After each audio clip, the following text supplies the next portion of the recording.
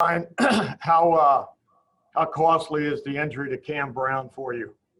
Yeah, it's very costly. Cam, came with experience this season and in a position that we couldn't afford to lose anyone. So to lose Cam, it's a significant hit. But obviously wish he gets a healthy procedure and healthy recovery. But really feel bad for Cam and his family. Wisconsin just canceled their game with Purdue. Do you feel like every time you play, it's a victory? Sort of. Yeah. It's week to week. It's day to day for sure. And you hold your breath all week. You hold your breath the day of. So yeah. Thank you. Next up, Spencer Holbrook, Letterman Row. Spencer? Ryan, when you guys get the defensive line play that you got on Saturday against Penn State, does that kind of give you some ease after what you guys saw in the first game as far as quarterback run, everything that Nebraska was able to do against you? You see that progress from game 1 to game 2 from the defensive line. Does that just put you at ease a little bit more? Well, one of the concerns going in was, the interior defensive line, replacing guys like, Chase on the outside, Devon Hamilton. So to see those guys play the way they did, that was big. I thought we really played well on both sides of the ball up front. But the defensive line really created a lot of disruption, and that was the difference, I think, in the game defensively.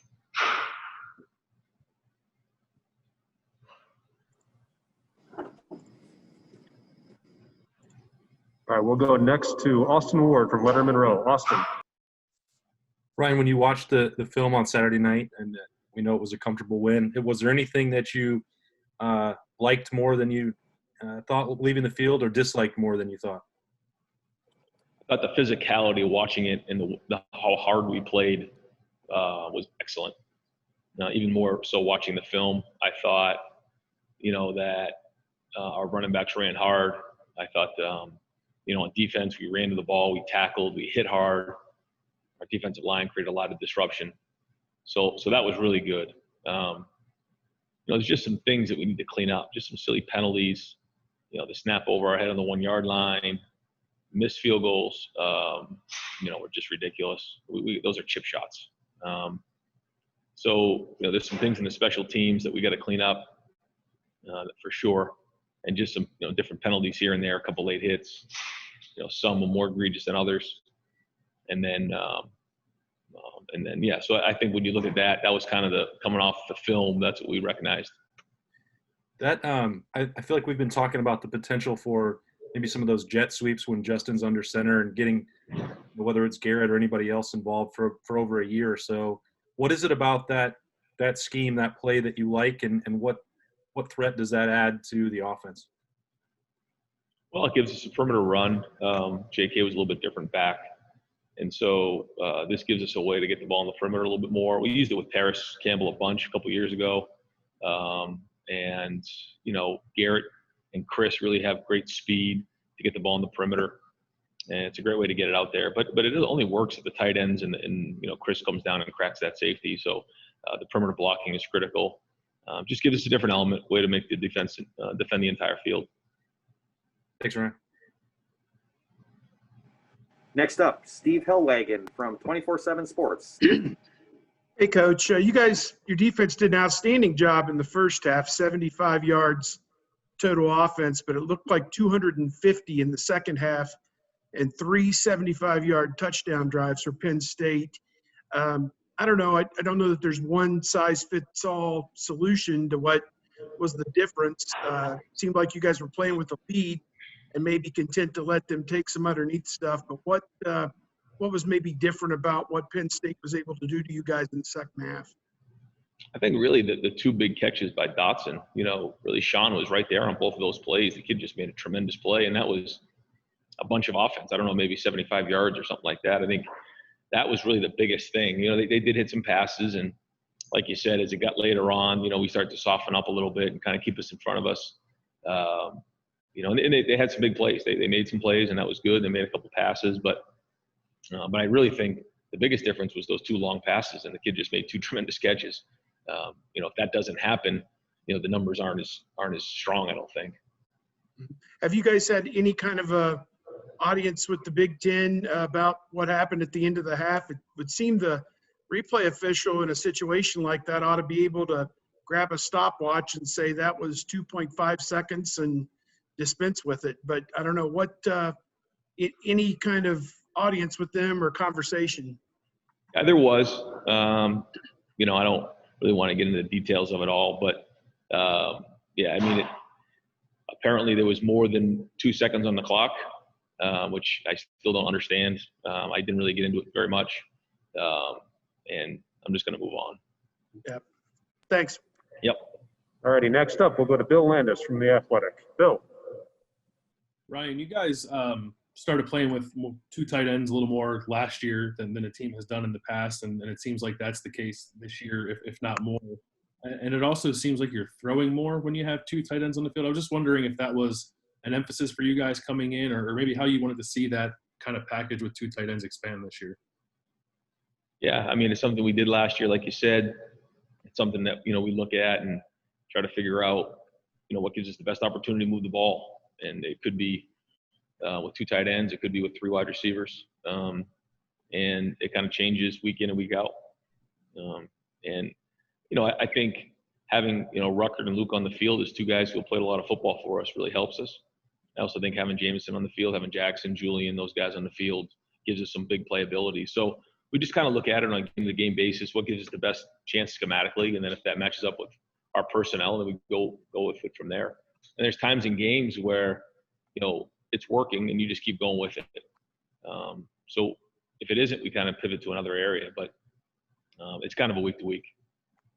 And I was interested in your perspective as an offensive guy on some of the stuff your defense was doing against Penn State when you put, you know, 6 or 7 guys up on the line, and sometimes 5 will come, sometimes 3 will come. It's kind of, I don't know, pick your poison, I guess, when you ever get into situations. As an offensive coordinator, what are the difficulties in trying to ID that kind of stuff and figure out where the pressure might be coming from throughout a game?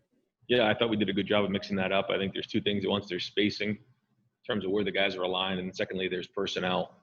So, you know, you can overload certain blitzes, or you can get a matchup issue. You can get a big guy onto a running back, or you can get a guy like Baron Browning on a running back, you know, away from the slide. You know, they have to make a decision on offense how they want to identify the spacing, but then they also the matchup. And, you know, you can put them in kind of a bind right there, and they have to make a decision quickly on how they're going to protect it. Maybe you can get them schematically, or maybe you can just beat them with personnel. So it's a combination of those two things. Thank you. Yep. All right, next up, we'll go to Bill Rabinowitz from the Columbus Dispatch. Bill. I think you're on mute, Bill. Can't hear you.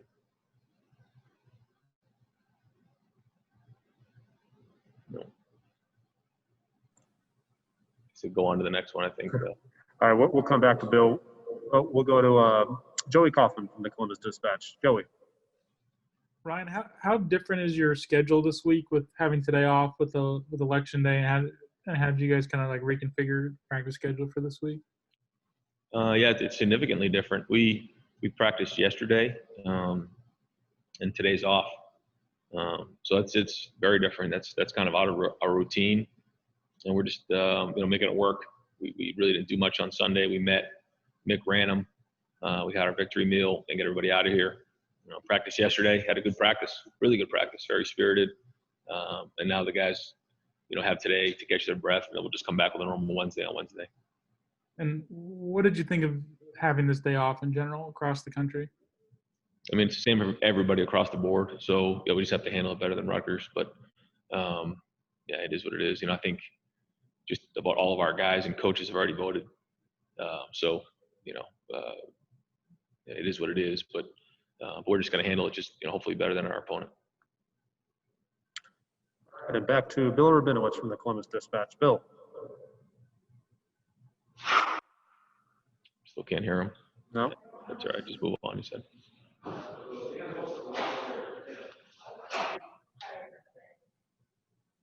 Dan Hope, 11 Warriors.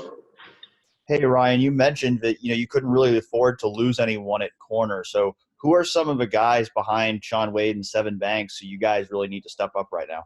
I think Derek Johnson has to step up. I think Brian Watts has to step up. Hoping to get Legend back here, get him on the field. You know, Marcus Williamson may have to do a little bit of that cross work just to be ready to go. You know, so those guys are going to have to step up in a big way. You know, some of the younger guys, Cam Martinez, you know, we're going to have to get those guys ready and play with some depth. Looked like you guys had, Lathan Ransom there in the game a little bit at the end against Penn State as well. Is he a guy who's kind of making a push for playing time right now? Yeah, he is. He can do some different things. He can play safety. He can play nickel. He's shown that he can. You know, he came in the summer, didn't have preseason, so he was a little bit behind the 8 ball. But really, everybody was coming in because they didn't really have an off season with everything that went on this spring. But he's a younger guy who's really started to come on, and hopefully we can get some really good play out of him as we get towards the middle of November, early December.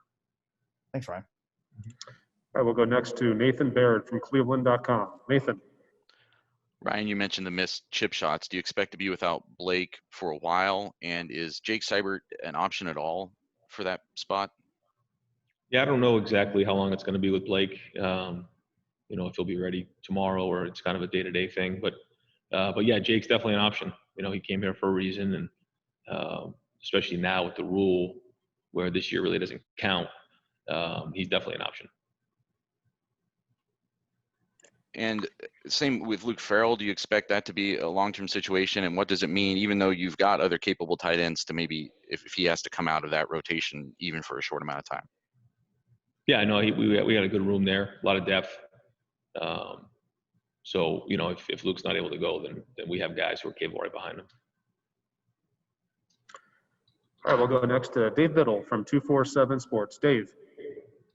Hi, Ryan. How do you feel like Seven and Shaun Wade are performing as a starting corner so far? I thought they played well. Dotson made some really good plays, but on those 2 long ones, I thought Shaun was right there. The kid just made 2 remarkable catches, and that's part of playing corner. And they're going to make some catches on you, but overall, I thought the first 2 games they played well. I think there's some things maybe they'd like to have back in the last game, but overall, we're getting solid play out of them. And I think if they just keep growing and keep working, and they're in those spots and keep covering like that, they're gonna get some balls. They're gonna have their fair share of shots to make interceptions and PBUs. So just keep building, and each year you get to see how you're gonna get attacked differently. And so go back to the film and figure out how teams are trying to attack us this year, and learn from it and grow, and just get stronger as the season goes on. And you mentioned Tyreek Johnson earlier, former 5-star recruit, just in his third year sophomore. What does he need to do better, and what do you like about his game? Well, he's been here for a while, and he has experience. He knows the defense. He's got a good feel for where he needs to be on the field, and so yeah, just consistency, and I think now that we don't have Cam, he's going to have to really step up. Thank you.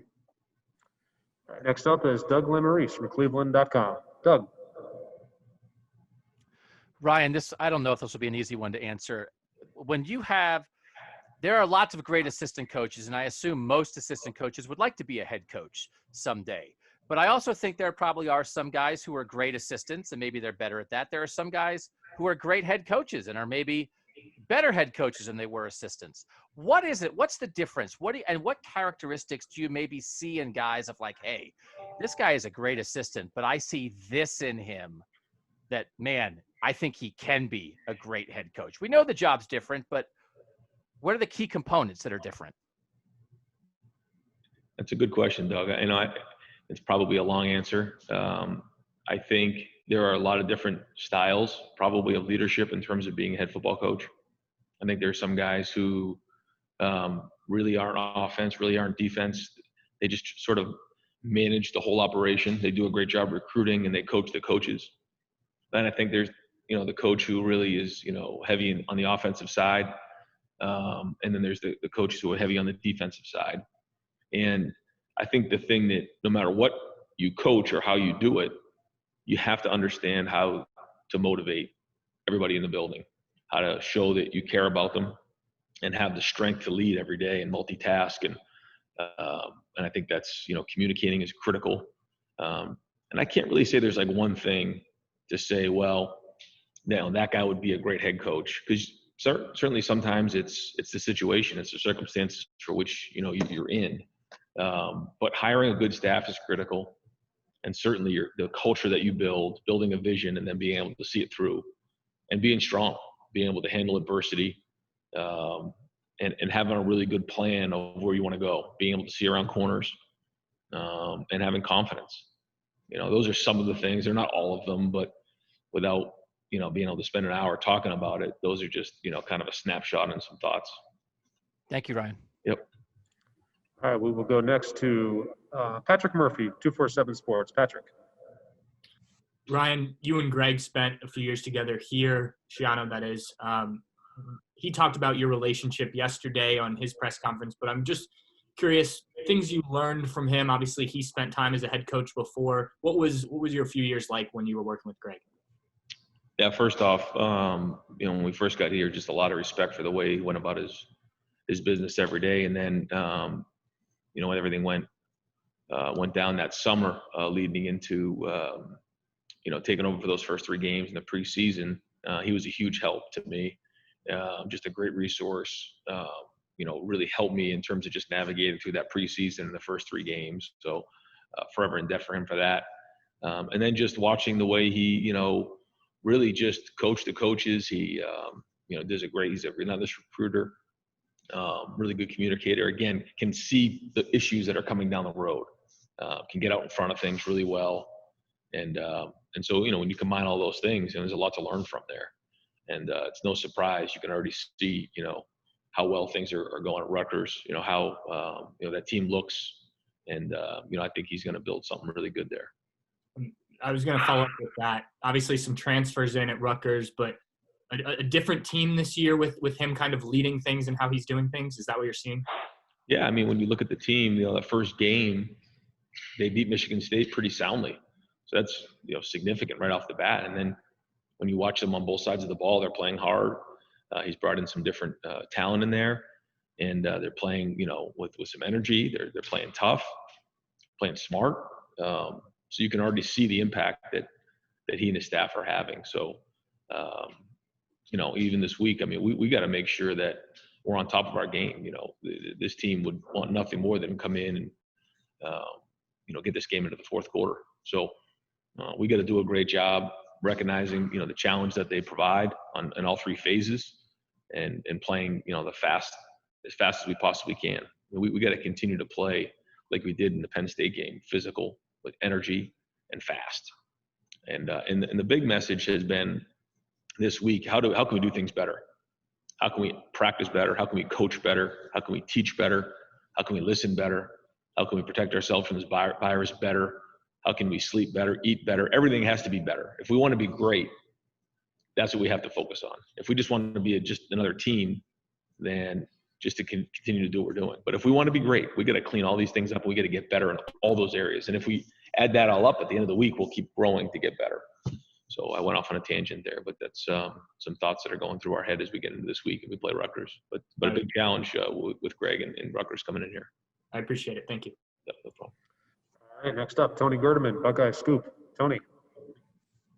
Ryan, after watching that film, what did you think of Jonathan Cooper's performance? Really good, really disruptive, played hard. There was one clip where I think he took the tight end and just knocked him in the backfield. He was disruptive.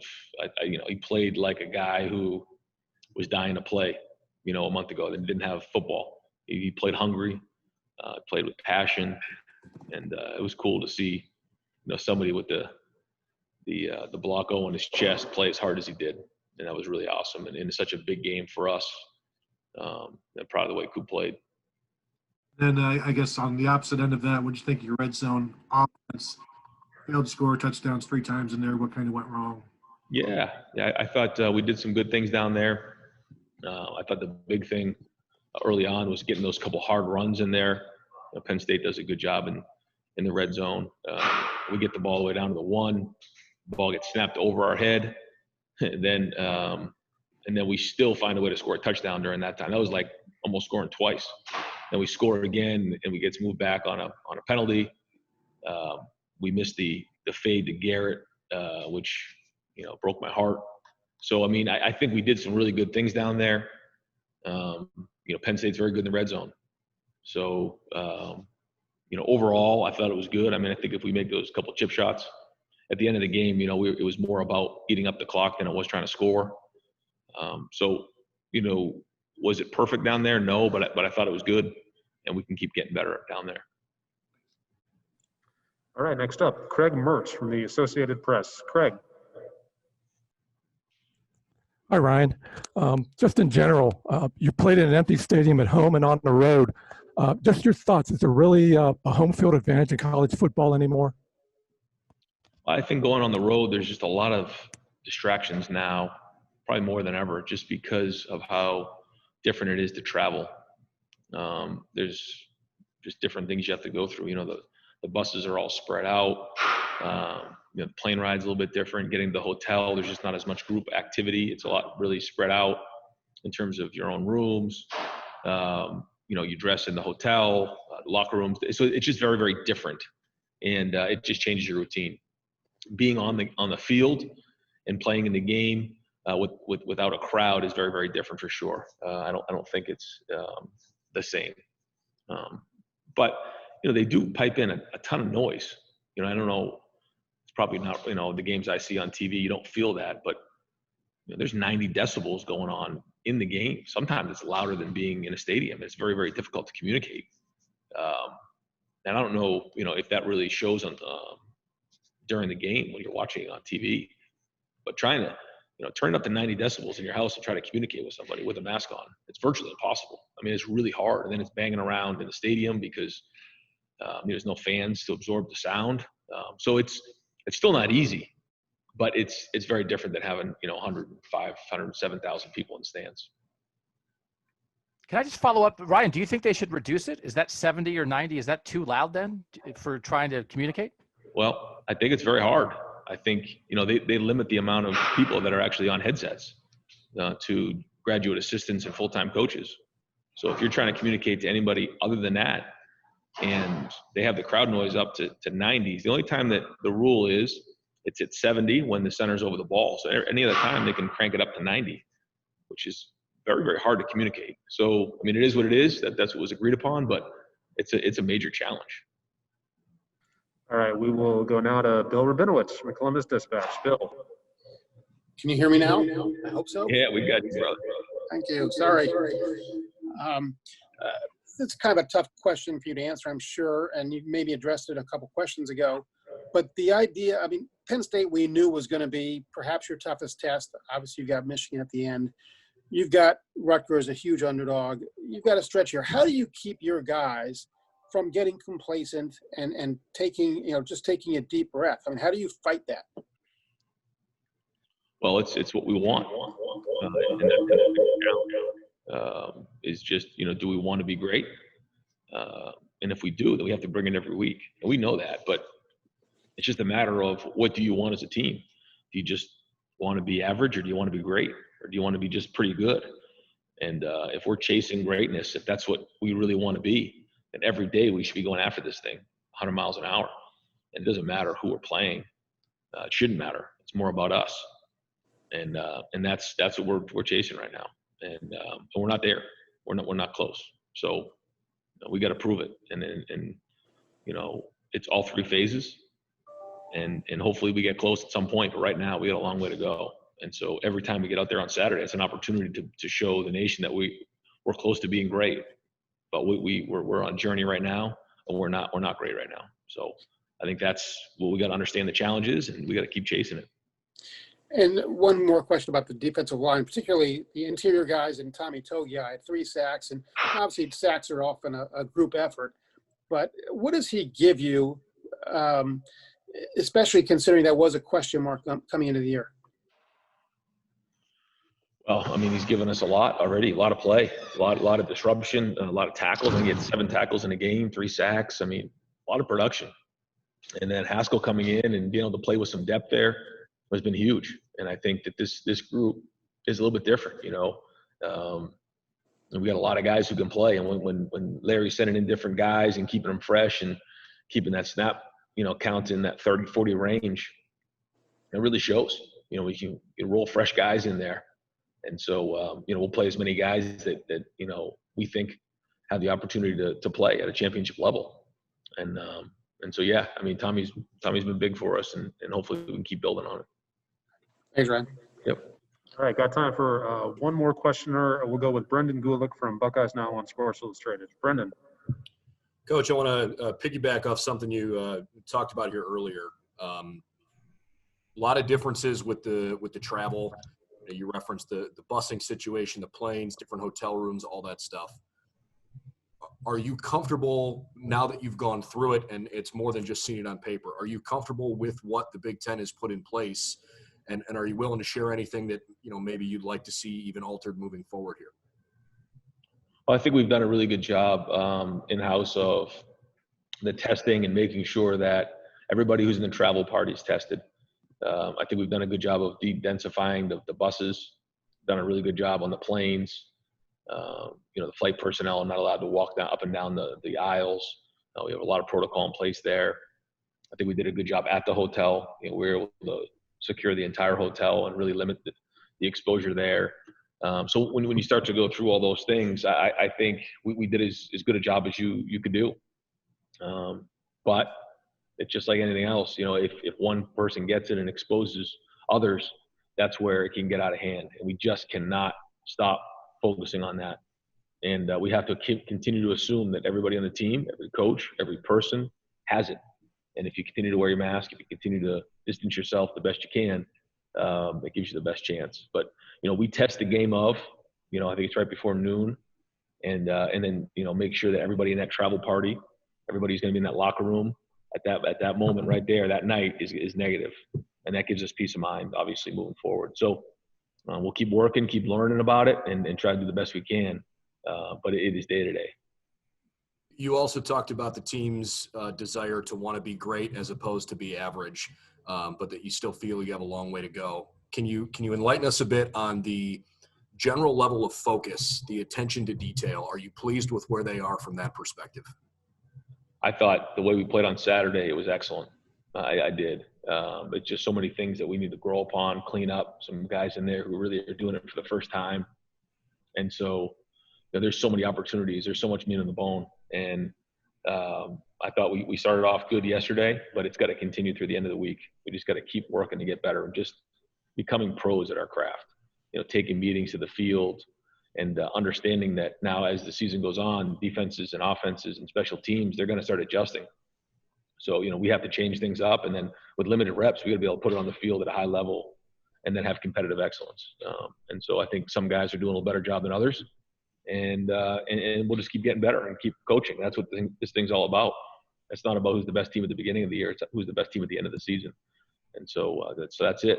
And again, we didn't really have much of a preseason, didn't have spring ball. So this is a huge opportunity for us to grow, to get better. And Saturday is a huge opportunity to take the next step. So that's what we'll be focused on. Hey, Ryan, relative to that testing issue, can you give us any clarity on what happened with Justin Hilliard on Saturday and how that fits into what the protocol is that you guys use? Yeah, so Justin got a false positive. He then took a PCR, and that was confirmed that he was negative. But the way that the Big Ten protocol is that he was still not allowed to play, which is about as heart-wrenching as you could imagine. And so we talked about it before the game as a team, that we're going to keep Justin in the back of our mind. We're not really sure, why that happened to him, but maybe that was some sort of intervention or whatever. But we felt awful for Justin, and I know it's something that is being discussed and continually be discussed. Try to figure out ways to make it better, but that was the policy that was in place, and so I know the Big Ten's continually talking about it and try to figure out what's the best thing moving forward. Thanks for watching. Be sure to click on that subscribe button so you don't miss a single thing, and come visit us over at BuckeyeGrove.com for all the best Ohio State information on the web.